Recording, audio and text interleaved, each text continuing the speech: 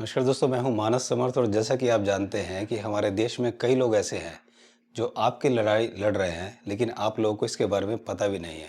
तो आज मैं आपको कुछ ऐसे लोगों से मिलवाता हूं जो आपकी लड़ाई लड़ रहे हैं, आपके अधिकारों की लड़ाई लड़ रहे हैं, ताकि आप उनको जान सकें कि आप भी कितना उनको सहयोग कर सकते हैं।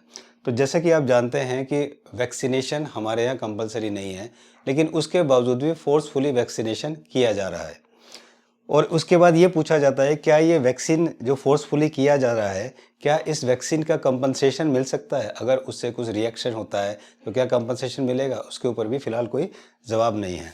इनसे मिलिए, ये हैं एडवोकेट नीलेश ओझा जी। जी हाँ दोस्तों, ये हैं एडवोकेट नीलेश ओझा जी, जो कि इंडियन बार एसोसिएशन के अध्यक्ष हैं और ये मुंबई से हैं। काफ़ी महीनों से ये अपनी लड़ाई लड़ रहे हैं। कितने सारे पिटीशन, कितने सारे इन्होंने नोटिसेस सर्व किए हैं, कितने सारे पिटीशन कोर्ट में डाले हैं, हाई कोर्ट में, सुप्रीम कोर्ट में, लोकल कोर्ट्स में, और काफ़ी सारे केसेस ये लड़ रहे हैं आप लोगों के अधिकारों के लिए, आप लोगों के बिहाफ पर। दोस्तों, अभी आपने सुना होगा कि कुछ महीने पहले, मई जून की बात है, गोवा में गोवा के हेल्थ मिनिस्टर ने एक मेडिसिन है आइवरमेक्टिन। इन्हें पता लगा आइवरमेक्टिन से कुछ इन्फेक्शन कम हो रहा है, तो आइवरमेक्टिन को प्रोटोकॉल में डाल दिया गया। गोवा में हेल्थ मिनिस्टर ने डाला कि वहाँ पर वो आइवरमेक्टिन लोगों को दिया जाए।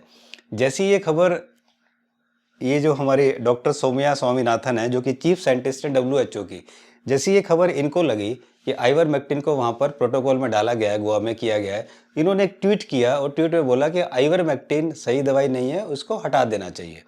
तो जब उन्होंने ये ट्वीट किया, तो ये हैं एडवोकेट दीपाली ओझा जी। जो दीपाली ओझा जी हैं, ये मिस्टर नीलेश ओझा जो एडवोकेट हैं, ये इनकी वाइफ हैं दीपाली ओझा जी। दीपाली ओझा जी ने एक नोटिस WHO को भेजा, डॉक्टर सौम्या स्वामीनाथन को, कि आपने किस तरह, क्यों इसको मना किया, जबकि ये एक सही दवाई है, इससे इन्फेक्शन कम हो रहा है, तो आपने क्यों मना किया, किस बेस पे आपने मना किया। जैसे ही इन्होंने ये नोटिस भेजा, आप देखिए WHO, वर्ल्ड का सबसे बड़ा संगठन हेल्थ में, जिसकी पूरी दुनिया मानती है, और WHO की chief scientist doctor Soumya Swaminathan जो हैं, इनके एक नोटिस पे इनको जवाब तो कुछ दिया नहीं है, लेकिन एक नोटिस मिलते ही उन्होंने फटाक दनी अपना ट्वीट जो है ट्विटर से हटा लिया। अब आप इससे समझ जाइए कि सच्चाई में कितनी बड़ी पावर होती है और सच कितना तगड़ा और कितना शक्तिशाली होता है, कि इनके एक नोटिस से उनको अपना ट्वीट हटाना पड़ा। तो ये दोनों हस्बैंड वाइफ जो हैं, बहुत ज़्यादा, बहुत कुछ इस देश के लोगों के लिए कर रहे हैं। तो आपको पता होना चाहिए, हमको इनका बहुत ऋणी होना चाहिए, बहुत आभारी होना चाहिए, जो कि बिना कोई चीज़ चार्ज किए अपना समय, अपना पैसा सब कुछ लगा रहे हैं और हमारे हकों की लड़ाई के लिए अपना योगदान दे रहे हैं।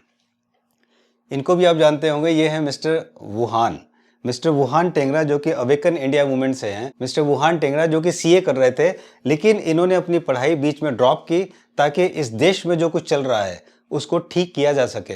और इनका इतना ज़बरदस्त योगदान है, मुझे इनको देख के इतनी खुशी होती है कि अगर इस देश के केवल कुछ लाख युवा अगर वुहान की तरह हो जाएं, तो मैं कहता हूं कि इस देश का कायाकल्प हो जाएगा और ये देश इतना सुंदर और इतना शक्तिशाली देश बन जाएगा कि कोई आदमी इसकी कल्पना भी नहीं कर सकता।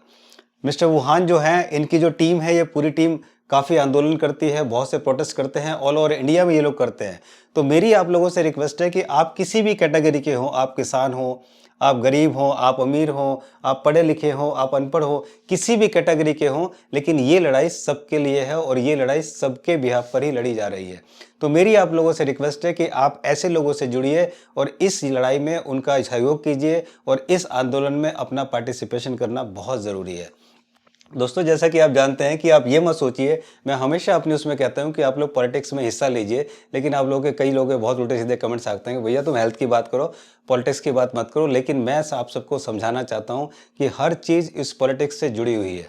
आपकी हेल्थ, आप स्कूल में आपके बच्चे खूब पढ़ाई कर लें, कितना इंटेलिजेंट बन लें, लेकिन आपके ऊपर बैठे हुए ये जो एजुकेशन मिनिस्टर्स हैं, ये आपके लिए पॉलिसियाँ बनाते हैं। उनकी क्या क्वालिफिकेशन है, उनको कितनी नॉलेज है, ये कुछ छुपा नहीं है, ये आप अच्छी तरह जानते हैं। तो अगर आप सोच रहे हैं कि आप स्कूल में पढ़ते रहें, आप घर में बैठे रहें और ये लोग ही आपकी पॉलिसी बनाते रहें, ये इतने समझदार हैं, ये निर्णय आपको लेना है। तो दोस्तों, मैं यहाँ पर आपको ये बताना चाहता हूँ कि अगर आप सोच रहे हैं कि आप पॉलिटिक्स में पार्टिसिपेट नहीं कर रहे हैं, इसका मतलब ये बिल्कुल नहीं है कि पॉलिटिक्स आप में इंटरेस्ट नहीं ले रहा है। आप इंटरेस्ट ले या ना ले, लेकिन पॉलिटिक्स आप में इंटरेस्ट जरूर लेता है। और अगर आप जानते होंगे, ये हमारे रियल हीरो राजीव भाई दीक्षित जी। राजीव भाई दीक्षित जी हेल्थ की बहुत नॉलेज थी, हेल्थ के ऊपर उन्होंने पूरे इंडिया में घूम घूम के लोगों को बताया, उनका हेल्थ ठीक किया, स्वदेशी जो मूवमेंट जो है इन्होंने चलाया। राजीव भाई दीक्षित जी 2014 में इलेक्शन लड़ने वाले थे। जी हाँ दोस्तों, 2014 में उन्होंने टीम तैयार कर ली थी, फंडिंग भी तैयार कर ली थी। ये 2014 में इलेक्शन लड़ने वाले थे, लेकिन उससे पहले ही इनका मर्डर हो जाता है या इन्हें मार दिया जाता है। ये अभी तक हालांकि कॉन्स्पिरेसी बनी हुई है। इसके बारे में मैं किसी और वीडियो में ज़रूर बात करूंगा जल्दी ही। तो मेरी आप सब लोगों से रिक्वेस्ट है दोस्तों कि आप लोग पॉलिटिक्स में हिस्सा लीजिए। मेरी आपसे रिक्वेस्ट है कि आप इतने अच्छे लोगों को सुनिए कि ये लोग क्यों इतना सब होते हुए भी ये पॉलिटिक्स में हिस्सा लेते हैं, क्यों चीज़ों को जानने की कोशिश करते हैं, ताकि आप लोग स्वस्थ रख सके। अगर आप लोगों ने पॉलिटिक्स में हिस्सा लिया होता तो देश इतने दिन के लिए बंद नहीं होता। अगर आपने पॉलिटिक्स में हिस्सा लिया होता तो आपके बच्चे पिछले 2 साल से घर में ना बैठे होते। अगर आपने पॉलिटिक्स में हिस्सा लिया होता तो शायद इतनी बेरोजगारी और इतनी मारामारी ना होती।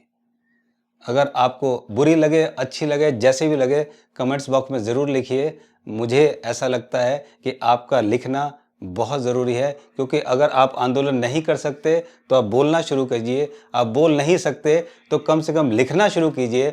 और अगर आप लिख भी नहीं सकते तो कम से कम जो लोग बोल रहे हैं, जो लोग खड़े हैं, उनको सहयोग कीजिए। और अगर आप इनको भी सहयोग नहीं कर सकते तो कम से कम इनकी बुराइयाँ तो कम से कम मत कीजिए। तो आप इसमें से उम्मीद है कुछ ना कुछ तो आप कर ही सकते हैं। मुझे आपके कमेंट्स का इंतज़ार रहेगा, ताकि हम जान सकें कि आप लोग कितना आगे बढ़ना चाहते हैं, कितना आगे जाना चाहते हैं। दोस्तों, अगर ये वीडियो अच्छी लगे तो इसको लाइक ज़रूर करें, शेयर ज़रूर करें, ताकि और भी लोग इस मिशन से जुड़ सकें और हम अपने देश को एक हेल्दी और एक अच्छा रहने लायक देश बना सकें। Thank you so much for watching this video and devoting your time. जल्दी मिलता हूँ एक नए टॉपिक के साथ, तब तक नमस्कार।